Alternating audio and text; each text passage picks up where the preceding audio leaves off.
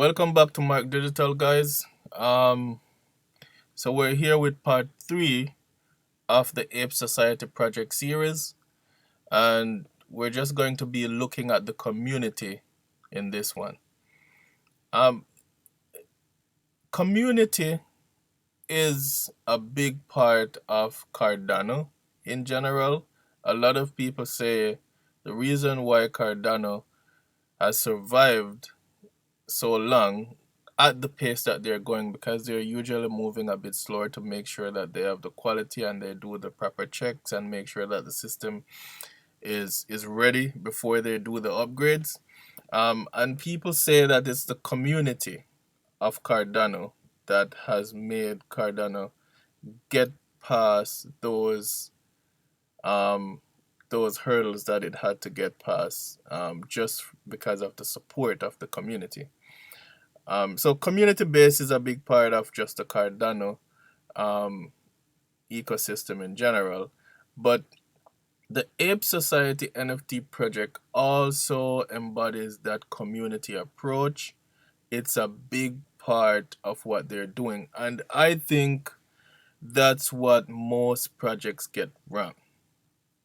Because when you think about it, it's all about your community at the end of the day. If you don't have a strong community, then it seems like you're going to fail.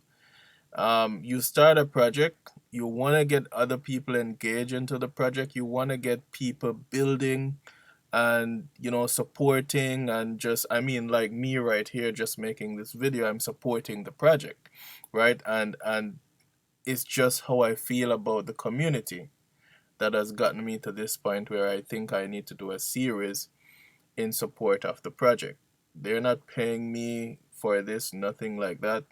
um, it's just because I think the project is good and the community is strong, right? So, with that being said, let's take a look at the community of this project and how far they have come in just a few months. They just started about February.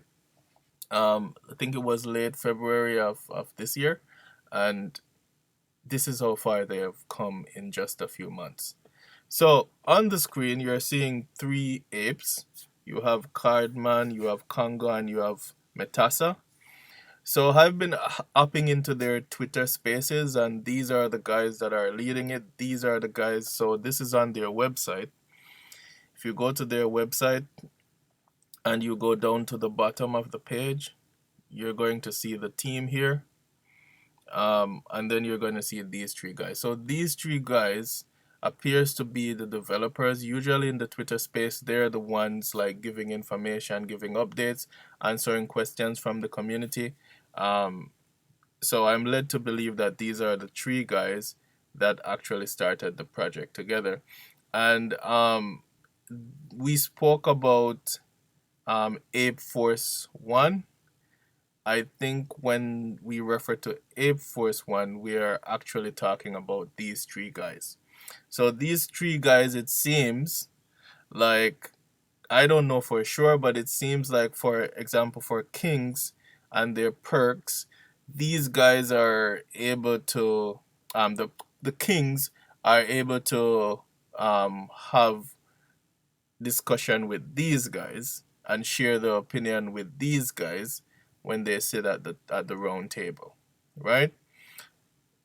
Great guys. I've been in the Twitter space, spoken to them. Great guys. They're really interested in answering the questions. So, you guys, if you're interested in the project, get in the Twitter space whenever they have one, and just try to ask the questions. And how do you get into the Twitter space? So, this is their Twitter, and the Twitter is just at the Ape Society with two underscores in between. So if you want to find them, very easy to find. Um, and then their Twitter space is always so vibrant. Like every single day, they're putting out tweets, they're building the community, they're retweeting tweets from, people that are tweeting them about, what which ape they've bought, how they feel about what's going on, they feel about staking. how happy they are about the rewards and all of that. It's just a very vibrant community. This is where I usually am, really watching to see what's going on with the community, because it's just very vibrant in their Twitter. But they're also available in other areas as well. I mean, they have the website that you can go, which we've looked at quite a bit. You have the website, the apesociety.io, and you can link that from their Twitter space as well here. Um, and as you can see, like, they have like over 20,000 followers right now, and these are organic followers. I've been watching the community. A lot of NFT communities, they buy followers, but I don't think these guys do that, because I've been following them like since they started, and I could see that it's more of an organic growth.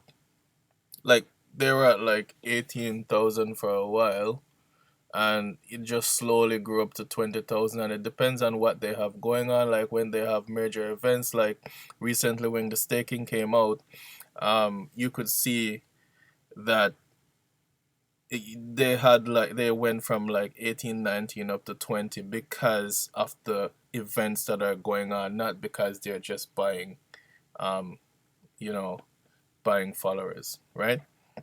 Not swearing for them, but because I don't have a personal relationship with these guys, but I'm just saying, just I'm always in the spaces, and just what I'm seeing with these guys, it looks a little bit different from what you would normally see, right? um so they have other areas, like I was saying. There's a website that you can go, and this is the website link. Um, then you can click on this, and you can see their link tree. So they have Discord, they have the website, they have link here that you can buy Society if you're interested. There's the secondary market. So this is like JPEG Store NFT website, or cnft website, that you can go, and you can purchase the apes, you can purchase the cabins, which we're going to look at in the next part.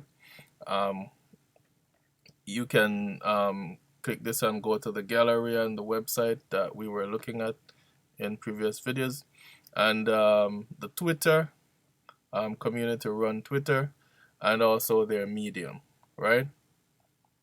So I think, apart from the Twitter, the second most vibrant area is their Discord.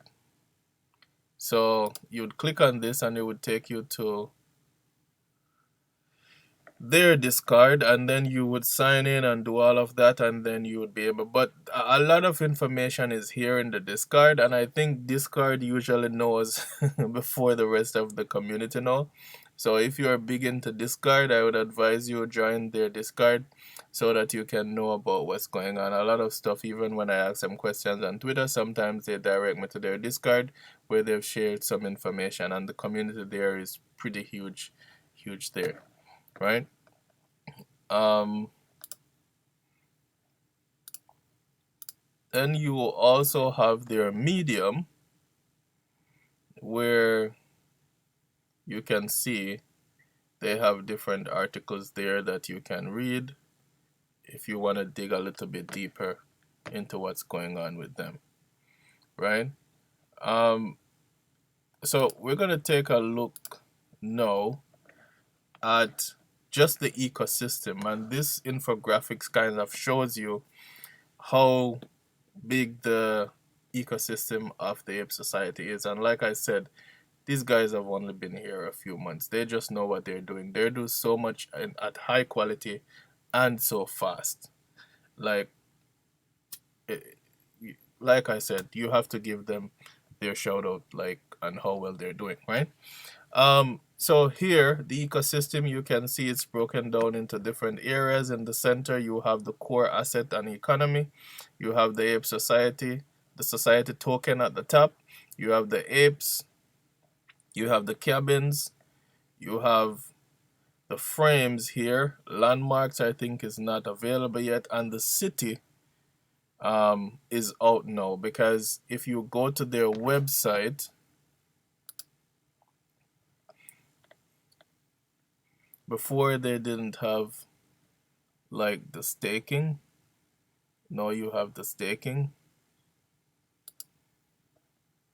and when you hit staking, it takes you to the apesociety.io, but it's the city link on the city page.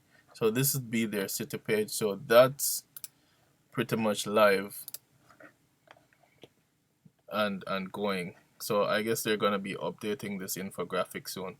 But yeah, then you have these other areas like, the heat map app. We're going to be looking at that in the next part. Um, Here, the theater, I don't know about this one, but like I said, the community has grown so fast that you can't even keep up with everything that's going on. You have community events that's going on.